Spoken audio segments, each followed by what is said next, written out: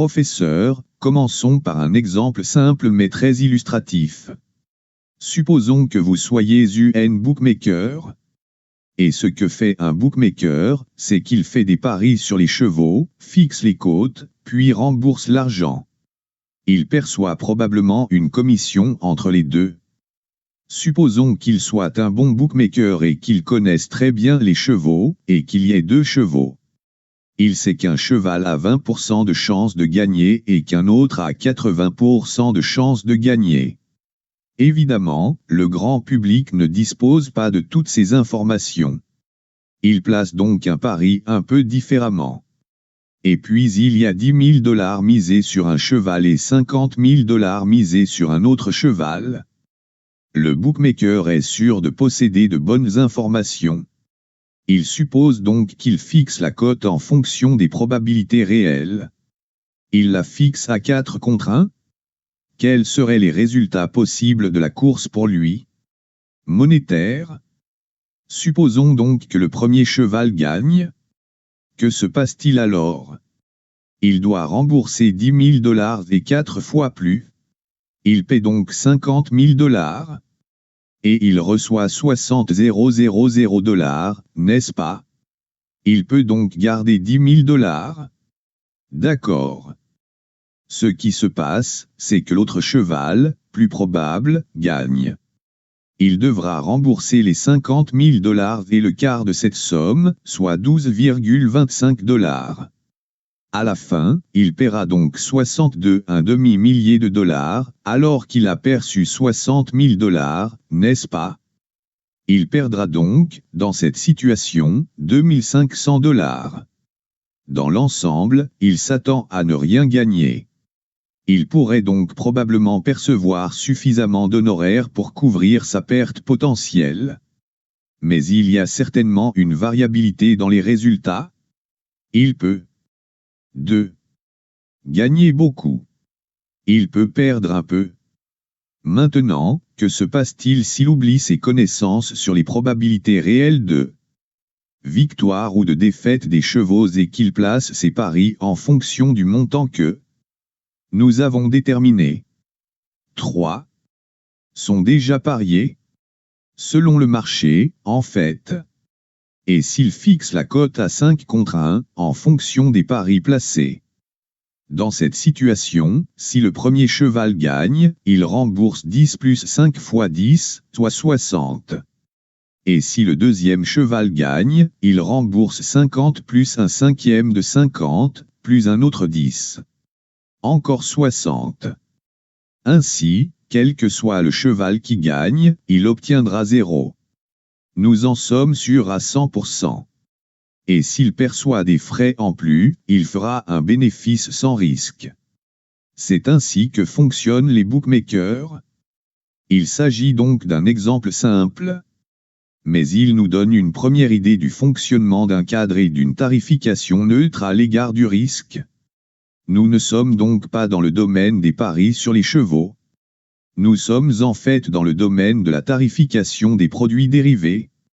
Nous parlerons donc des produits dérivés les plus simples possibles, principalement des produits dérivés sur les actions. Mais il existe des produits dérivés plus complexes, qui peuvent être des taux d'intérêt, des obligations, des swaps, des matières premières, etc. Un contrat dérivé est donc, en général, un paiement formel lié à une ligne de base. Habituellement, le sous-jacent est un instrument liquide qui est négocié sur les marchés boursiers. Et les produits dérivés peuvent être négociés en bourse. En fait, un certain nombre d'options sur actions sont négociées en bourse. Mais en général, il s'agit de contrats de gré à gré où les deux parties se mettent d'accord sur un certain type de paiement. L'un des produits dérivés les plus simples est le contrat à terme de gré à gré. Qu'est-ce qu'un contrat à terme? Un contrat à terme est un contrat par lequel une partie accepte d'acheter un actif à une autre partie pour un prix convenu aujourd'hui.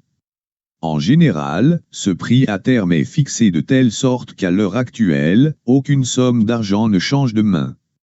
C'est bien cela? Voici un exemple.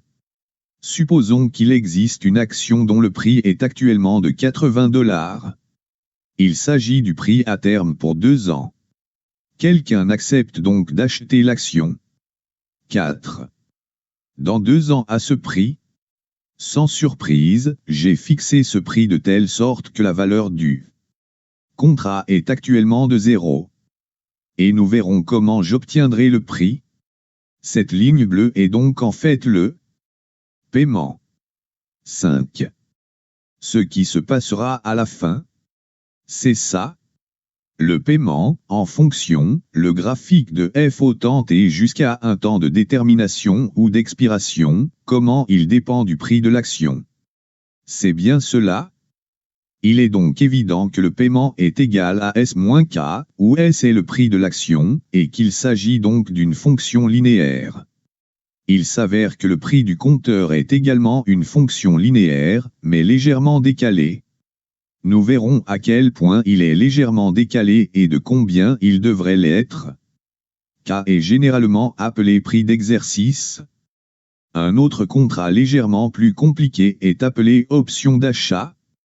Si le contrat à terme est une obligation d'acheter l'actif à un prix convenu, l'option d'achat est en fait une option d'achat d'un actif au prix convenu aujourd'hui. On peut considérer l'option d'achat comme une sorte d'assurance contre la baisse de l'actif. En principe, le paiement est toujours positif. Vous ne pouvez jamais perdre d'argent. Sur le marché à terme, vous pouvez perdre de l'argent. Vous vous mettez d'accord sur le prix. L'actif est finalement inférieur à ce prix, mais vous devez quand même l'acheter. C'est bien cela?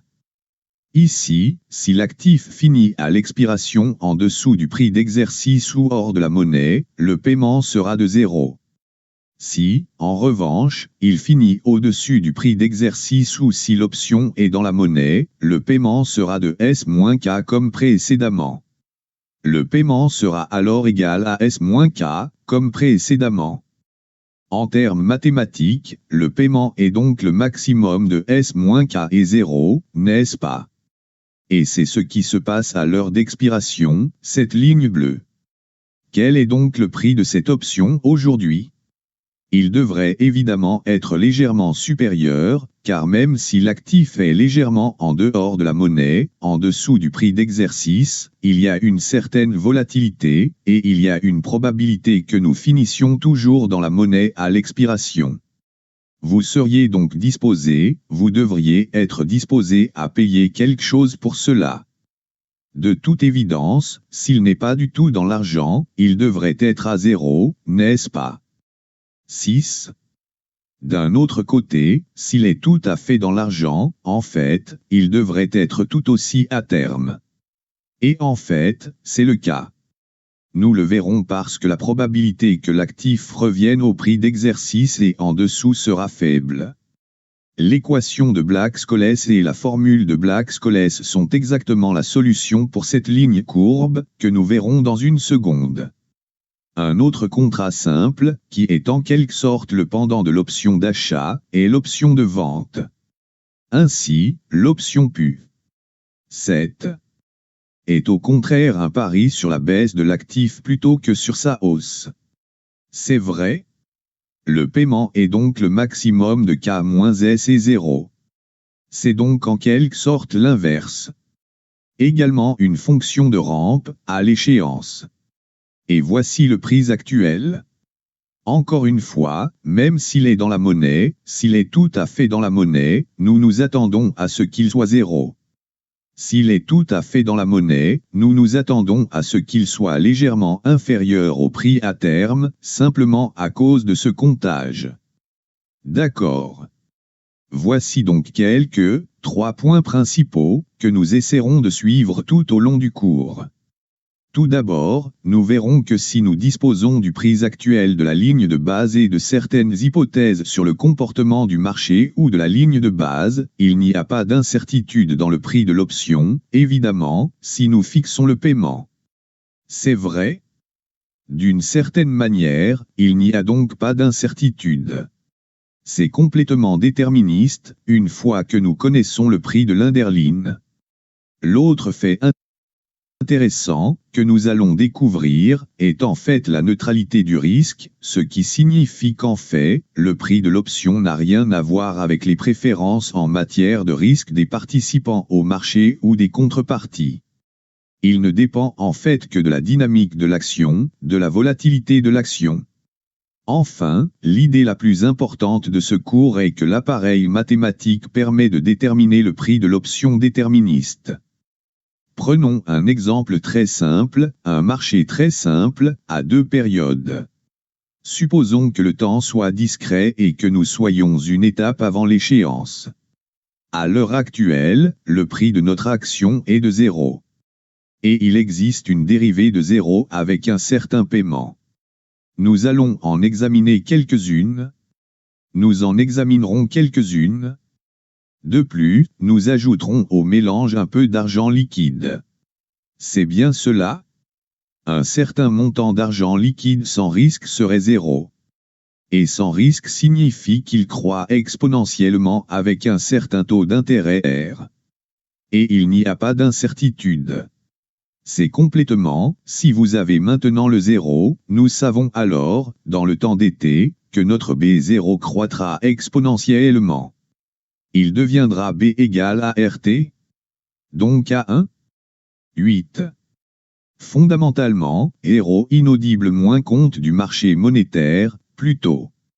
Si vous allez à la Cambridge Savings Bank, que vous placez $1 aujourd'hui, dans un AN, vous obtiendrez $1 est pratiquement rien parce que les taux d'intérêt sont de 0. 9. Ainsi, dans le temps d'été, nous supposerons avec une certaine probabilité, P, que notre marché peut atteindre l'état où l'action devient S1, le prix de l'action devient S1. Notre obligation croît de manière exponentielle, sans incertitude. Et notre dérivée devient F1, ou avec une probabilité de 1 - P, il n'y a que deux états. L'action devient alors S2. L'obligation reste la même, et la dérivée est F2. Commençons donc par notre contrat simple, le contrat à terme. On peut donc aborder naïvement un problème, en essayant d'obtenir le prix du produit dérivé, en utilisant les probabilités du monde réel, P et 1 - P, n'est-ce pas? Nous savons donc que le paiement est égal à S-K. C'est une donnée. On pourrait donc dire que si nous savons que nous sommes un pas avant le paiement, calculons simplement la valeur attendue du paiement, en utilisant les probabilités du monde réel, et obtenons cette valeur. En fait, ce que nous cherchons ici, c'est à fixer K de telle sorte que le prix à l'instant T soit de 0. C'est la convention habituelle. Nous fixerons donc K à cette probabilité, à ce nombre, qui dépend de la probabilité réelle et, bien entendu, du cours de l'action à l'expiration. Mais il est évident que nous ne connaissons pas les probabilités du monde réel. Nous pouvons deviner. Nous pouvons dire que cette action a autant de chances de monter que de descendre. Dans ce cas, il s'agit simplement d'une moyenne des prix d'une fin d'action ou d'autre chose. Mais tout cela est inaudible ondulé. Et en fait, nous n'aurons jamais raison. Au lieu de faire cela, nous suivons en quelque sorte l'exemple du bookmaker, essayons de faire quelque chose d'autre. Réfléchissons un peu. Nous avons une action qui se négocie actuellement sur le marché au prix de 0. Pourquoi ne pas aller à la banque et emprunter $0 tout de suite, puis aller immédiatement sur le marché et acheter l'action? Nous ne sommes donc pas à 0 à l'heure actuelle. Nous avons emprunté à 0. Nous avons payé immédiatement pour acheter les actions. Nous avons donc des actions en main. Ensuite, nous attendons une période. Et en même temps, nous entrons dans le côté court du contrat à terme. Nous acceptons donc de vendre l'action à un certain prix, K0. 10. En d'été, dans un mois, le contrat expire. Nous avons déjà des actions. Il nous suffit donc de l'échanger contre K0 $, n'est-ce pas? Mais en même temps, nous devons rembourser 11. notre prêt qui est devenu S0 fois EORDT. C'est déterministe, n'est-ce pas? Nous l'avons acheté à 0. Dans le temps, dt, il est devenu S fois EORDT. Quel est donc notre filet? La valeur nette est K0 moins S fois ERDT. Supposons que K0 soit supérieur à cette valeur. Nous avons alors réalisé un bénéfice sans risque. La stratégie que nous avons proposée ne comporte aucun risque. C'est donc une bonne chose. Mais pourquoi tout le monde ne le ferait-il pas tout au long de la journée? En revanche, si K0 est inférieur à S0, c'est une perte certaine. Et si quelqu'un pense, comme nous l'avons fait, et nous supposons que tout le monde peut le faire, alors personne ne voudra entrer dans l'opération, ce qui signifie que pour que notre contrat à terme soit au prix 0 maintenant, le prix d'exercice doit être égal à ce montant. Et il n'y a pas d'incertitude à ce sujet? Alors, arrêtons-nous et réfléchissons un peu. En fait, c'est juste pour voir comment ça marche. Et c'est exactement pour cela que j'ai fixé ce cas à ce chiffre. Au fait, qui peut me dire quel taux d'intérêt cela implique? Si notre prix d'exercice, le prix de l'action est de 80 $, notre prix d'exercice est de 88,41. Et l'échéance est dans 2 ans, approximativement. Audience, 2.5. Professeur, 2.5. Dans 2 ans, il sera donc de 5%. Donc, grosso modo, sans composition, cela devrait être 5% de 80 plus 5%. Cela ferait 84. Donc 10% pour 2 ans. Le taux d'intérêt est donc de 5%. Oui, c'est ça. Donc, oui. C'est en fait exactement 5 avec la composante exponentielle. Oui, c'est vrai. Eh bien, dans un monde idéal, il y a probablement 5 ans, c'est ainsi que cela fonctionnerait. La dernière fois que j'ai vérifié, les taux d'intérêt à 2 ans étaient, je crois, de 30 inaudibles. Nous pouvons vérifier où se négocie l'obligation aujourd'hui. C'est très bien. Donnez-moi une seconde. Maintenant. Oui. 32,5 points de base. 1,6 points de base en plus depuis le matin. Pas mal, d'ailleurs. Donc, oui. À l'heure actuelle, les taux d'intérêt sont pratiquement à 0. Ces 2 lignes seraient donc très proches à l'heure actuelle si nous étions dans 2 ans, dans ce cas. 12. Revenons à notre exemple. Qu'est-ce qui est important ici? Comment sommes-nous arrivés à ce prix d'exercice, ou à ce prix du contrat à terme? En fait, nous avons essayé. Nous avons pris une certaine quantité d'actions. Dans ce cas particulier, il s'agissait du prix total de l'action. Nous avons 13. A pris une certaine somme d'argent, et en combinant ces 2 éléments, nous avons en quelque sorte reproduit le résultat final. C'est bien cela? C'est l'idée générale de la tarification neutre en fonction du risque et du portefeuille de réplication. Ce que nous allons essayer de faire, dans le reste du cours, c'est de prendre un payoff et d'essayer de trouver un portefeuille de réplication, peut-être plus compliqué, peut-être dynamique, de telle sorte qu'à la fin, ce portefeuille de réplication sera exactement notre payoff. C'est ce que nous faisons dans le reste du cours. Et qu'est-ce que cela signifierait? Bien sûr, cela signifierait que le prix actuel du produit dérivé devrait être le prix de notre portefeuille de réplication à l'heure actuelle. N'est-ce pas? C'est ainsi que fonctionne la tarification neutre en termes de risque. Nous restons donc dans cette situation simple. Mais nous allons essayer de calculer le prix d'un gain général, F1, un gain général, F. D'accord. Et voici comment cela se passe. Nous essaierons toujours de constituer notre portefeuille de réplication à partir d'une certaine quantité d'obligations et d'une certaine quantité d'actions. Nous dirons que nous avons besoin de A, S1 et B de l'obligation. C'est bien cela? Et nous essaierons de trouver A et B de telle sorte que, quelle que soit la probabilité réelle, à une étape de l'échéance, nous reproduirons exactement notre gain. Et heureusement, dans ce cas particulier, c'est tout à fait faisable. Il s'agit simplement de deux équations. Nous utilisons deux variables. Nous devrions pouvoir le faire. Nous pouvons résoudre l'équation et trouver A et B. Nous les remplacerons ensuite dans la formule. C'est bien cela? Prenons le prix actuel de l'action, que nous connaissons, et un peu d'argent, et trouvons le prix actuel du dérivé. C'est cela? Et cela fonctionne, cela devrait fonctionner pour n'importe quel produit dérivé.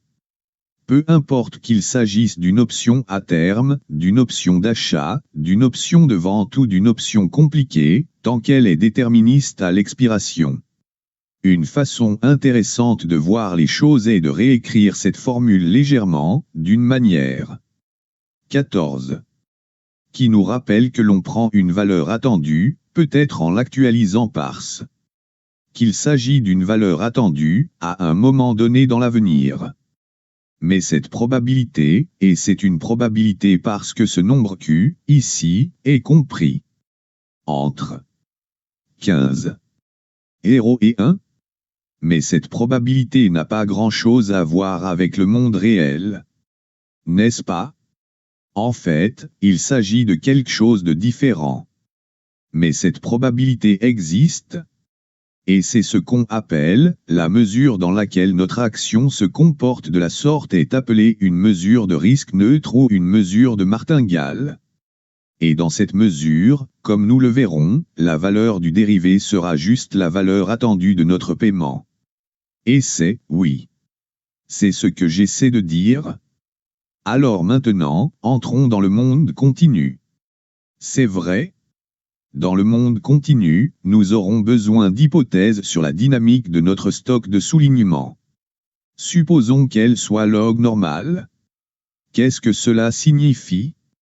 Cela signifie que la variation proportionnelle du stock, sur une période infiniment petite, dt, a une certaine dérive, mu, et une composante stochastique, qui est simplement le mouvement brownien. C'est bien cela? Ce dw est donc distribué normalement avec une moyenne de 0 et un écart type qui est en fait la racine carrée de dt. C'est ainsi que fonctionne le mouvement brownien. Il est extrêmement important que l'écart type du mouvement brownien soit la racine carrée du delta t. C'est ainsi qu'il fonctionne. Une fois de plus, nous utiliserons l'idée de répliquer un portefeuille. Qu'est-ce que cela signifie dans ce cas? Eh bien, nous aimerions trouver de tels Confucius, A et B, sur cette période de temps infiniment petite, dt, de telle sorte qu'en combinant de petits changements dans le stock, avec Confucius, A, et de petits changements dans l'obligation, avec Confucius, B, répliqueront exactement le changement dans le dérivé, dans le paiement du dérivé, pas le paiement. Dans le dérivé, dans le changement de la dérivée, sur ce temps infiniment petit, t. Pour ce faire, nous devons utiliser la formule d'Ito. Avez-vous déjà parlé d'Ito? D'accord. C'est bien. C'est super. Pour rappel, la formule d'Ito n'est rien d'autre que la règle de Taylor, en fait, la première approximation jusqu'à dt. Mais comme l'écart type du mouvement 16. Brownien est de l'ordre de la racine carrée de t, nous aurons besoin d'un terme supplémentaire, n'est-ce pas? L'un des termes est donc df dt par dt. Un autre est df par ds par ds. Et le carré de ds est maintenant 17. En fait d'un ordre de grandeur de dt. Nous aurons donc besoin d'un terme quadratique. D'accord. Si c'est notre df, ce que nous allons faire, c'est différencier. Nous allons juste le substituer ici. C'est ça. Nous le remplacerons ici. Nous substituerons df' dans notre ds, qui est comme ceci ndb. N'oublions pas que que b est déterministe. N'est-ce pas? Il n'y a rien d'incertain à ce sujet? Donc db est en fait rbdt? D'accord. Parce que notre b croît exponentiellement avec le taux d'intérêt, R. Nous remplaçons donc tout cela dans la formule ci-dessus. C'est juste notre df avec ds développé et tout le reste. Et quand nous commençons à comparer les termes, il faut immédiatement remarquer que A doit être égal à df ou à ds pour que cela tienne. N'est-ce pas? Si l'on compare les termes, dt, on obtient l'expression suivante. Mais c'est en fait la partie la plus importante. Ensuite, nous allons utiliser notre connaissance du fait qu'une partie de notre équation est déterministe et prendre f et a d'un côté et laisser la partie déterministe de l'autre côté, différencier une fois de plus. Le côté gauche sera juste rbdt. Et si nous substituons une fois de plus df? Et n'oubliez pas que nous avons appris que A est égal à df par ds. Ensuite, nous rassemblons tous les termes et nous arrivons à cette équation différentielle partielle qui est essentiellement une équation différentielle partielle pour le prix actuel d'un dérivé, de n'importe quel dérivé. Et si nous la résolvons, nous devrions être en mesure de connaître le prix du dérivé. Alors maintenant, comment résoudre cette équation au dérivé partiel? Eh bien, oui. Quelques observations sur cette équation. La première observation est que tout dérivé négociable, nous n'avons fait aucune hypothèse sur le payoff. Donc n'importe quel dérivé négociable avec n'importe quel payoff devrait satisfaire cette équation. L'autre observation est que, comme nous nous y attendions, il n'y a pas de dépendance à 18. L'égard de la dérive du monde réel ni de probabilité de hausse ou de baisse. La seule dépendance est la volatilité de l'action. C'est vrai? Non seulement nous avons trouvé la valeur du dérivé, mais surtout, nous avons pu élaborer une stratégie de couverture. 19. Et qu'est-ce que cela signifie? Nous avons trouvé une stratégie de couverture. Eh bien, nous avons trouvé des coefficients, pour n'importe quel moment, nous avons trouvé les coefficients, A et B, de sorte que nous avons un portefeuille de réplication. Ainsi, à tout moment, nous pouvons détenir le dérivé court et le portefeuille long d'action, lui-même, et un peu de liquidité, et ainsi savoir à combien il devrait s'élever. Ici, c'est plus compliqué. Nous devons modifier ces chiffres de manière dynamique, au fur et à mesure que le temps passe. À chaque fois, dt devra être rééquilibré. Mais les deux parties se reproduiront parfaitement. C'est comme dans l'exemple d'un bookmaker. Nous pouvons nous adresser à une contrepartie et convenir d'un contrat dérivé. Pour tout cela, il y aura des frais. Ensuite, nous irons à la bourse et achèterons les actions, et nous recevrons simplement de l'argent liquide de la banque. Nous conserverons ainsi une certaine quantité d'actions et une certaine quantité d'argent liquide. Et nous serons sûrs d'être couverts. Il n'y a pas de risque dans la combinaison du produit dérivé et de notre couverture. Nous percevrons donc simplement une commission sur la transaction. C'est donc ainsi que fonctionne l'entreprise. Les traders négocient et couvrent leur position immédiatement. Je veux dire qu'ils prennent certains risques de marché. Mais il faut prendre très peu de risques, des risques très directionnels et très spécifiques, et non pas tout. Notre stratégie nous permet donc d'avoir un portefeuille de couverture en même temps, une stratégie de couverture. Et maintenant, il y a des conséquences plus mathématiques mais pratiques qui font qu'en fait, par certains changements de variables, pas très faciles, nous pouvons reprendre l'équation de Black-Scholes et la ramener à l'équation de la chaleur. En fait, je vous suggère, comme l'un des sujets du travail de fin d'études, de le faire ou de le vérifier dans les livres. Allez-y et comprenez-le. Mais ce qui est bien, c'est que 20. L'équation de la chaleur est bien connue et bien comprise. Il existe de très nombreuses façons de la résoudre numériquement pour des paiements simples d'options d'achat et de vente. Nous ne sommes pas obligés de le faire numériquement, mais si les paiements sont plus compliqués ou si la dynamique est différente, alors la résolution numérique peut s'avérer utile. 21. Seront nécessaires, c'est certain. Pour résoudre cette équation, nous aurons besoin, comme pour toute équation aux dérivées partielles, de conditions initiales et de conditions aux limites. Celles-ci proviennent du paiement final de l'option, que nous connaissons. Nous saurons ce qui se passera à l'échéance. Et quelques conditions limites pour l'option d'achat et l'option de vente, le paiement final est connu. C'est vrai? Donc à l'instant T, et les conditions limites dont nous avons discuté, nous pouvons les observer graphiquement. Comme nous l'avons dit, à l'heure actuelle, T, et à la limite 0, le prix devrait être de 0. Et à l'infini, il devrait être le prix à terme. Il s'agit donc de l'actualisation de S-K. Le paiement actualisé, n'est-ce pas? Il en va de même pour les options de vente. Donc, étant donné ces conditions, nous pouvons résoudre l'équation.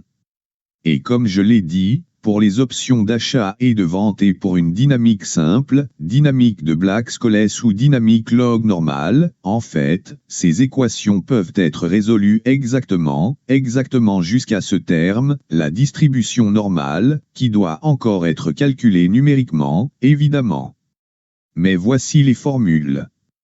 Ils ont un peu l'air, et nous verrons bien, d'un volume attendu. N'est-ce pas?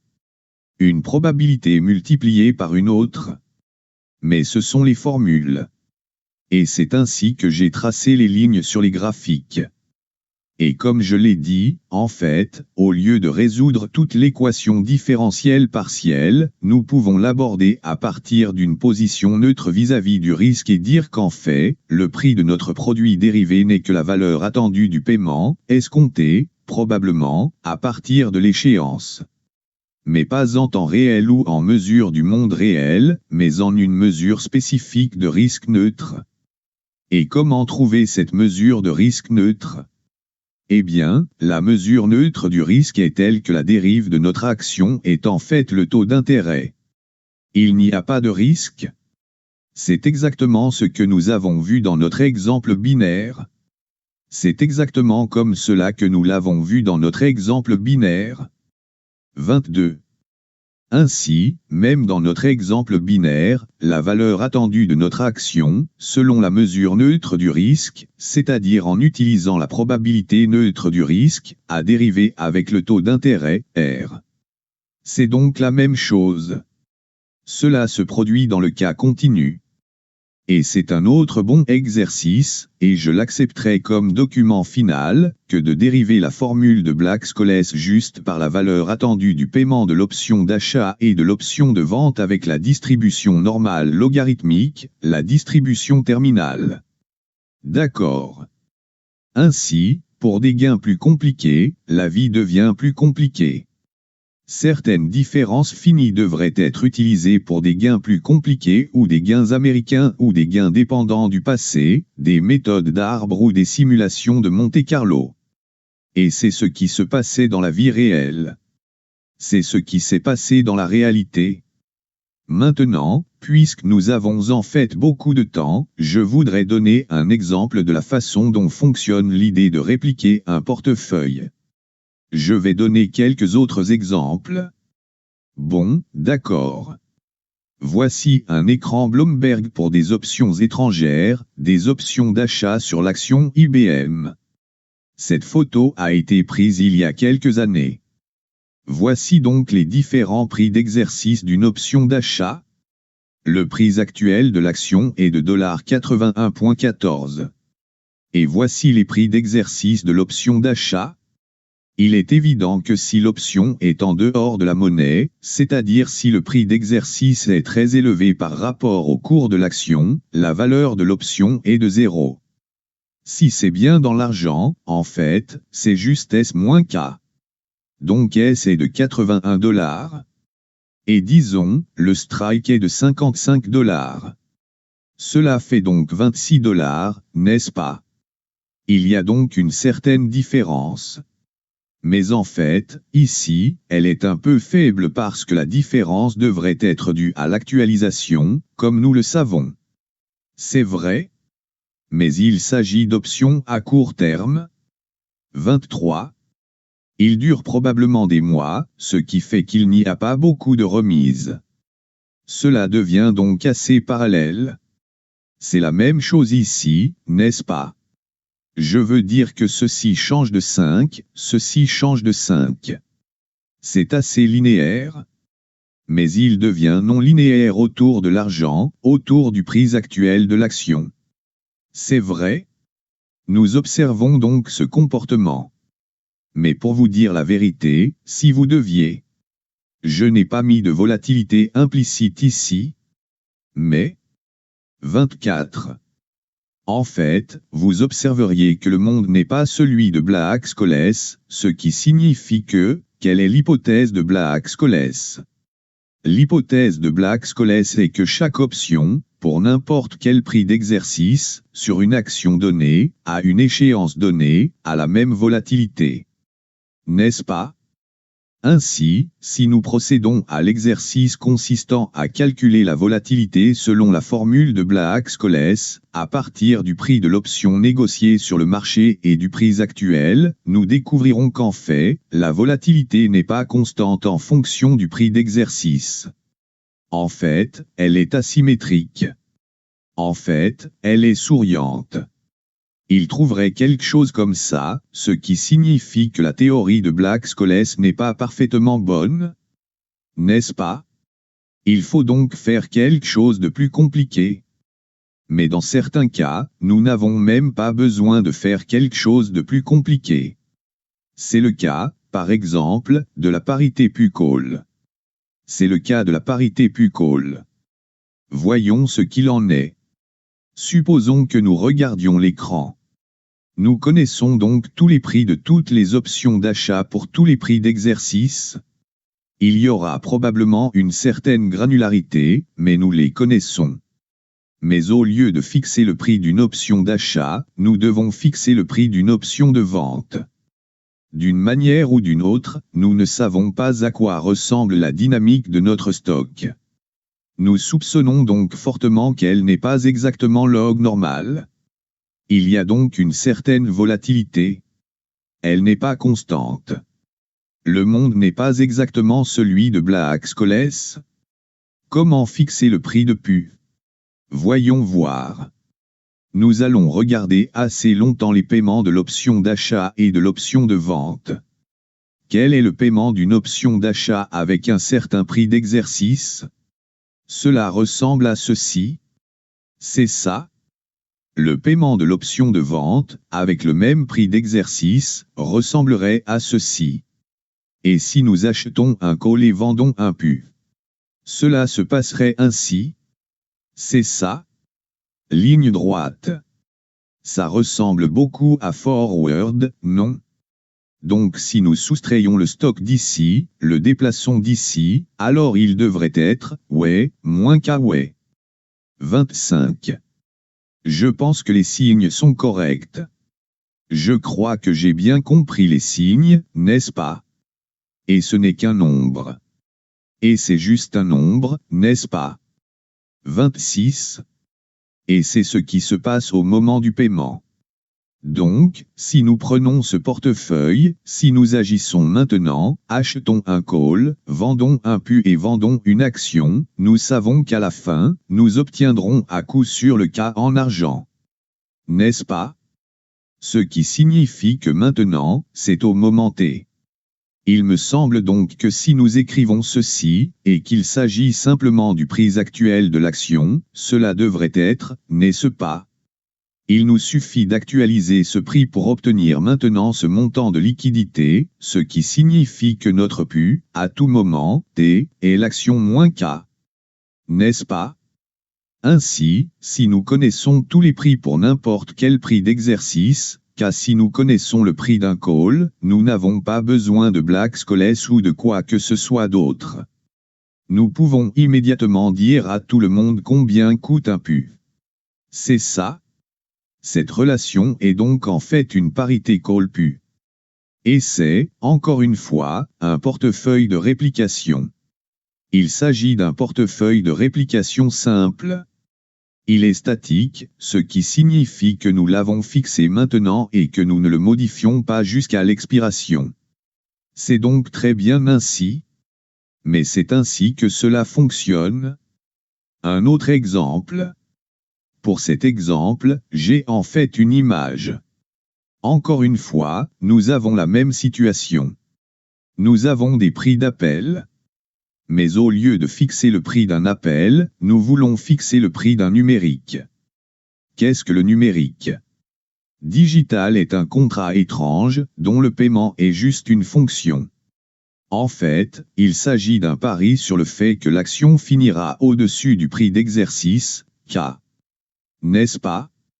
Si, à l'expiration, l'action est supérieure à K, vous obtenez 1.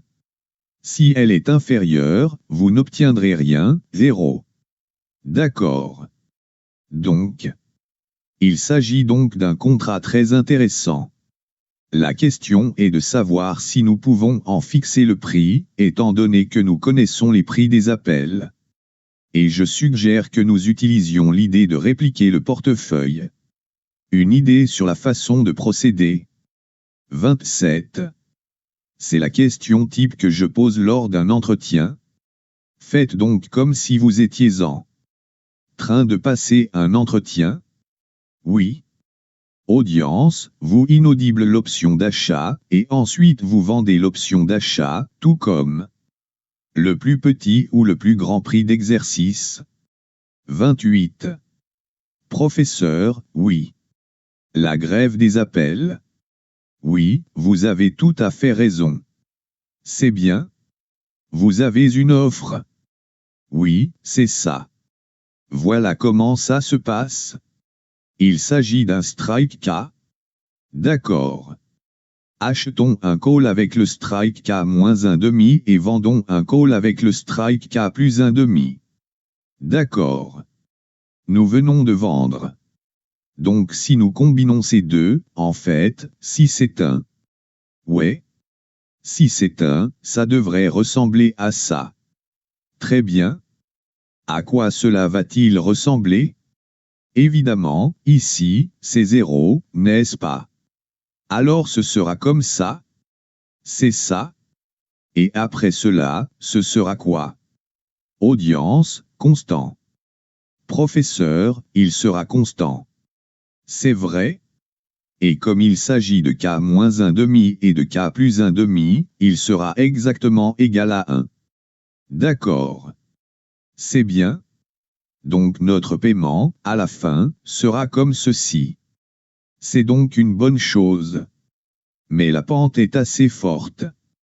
Comment faire mieux?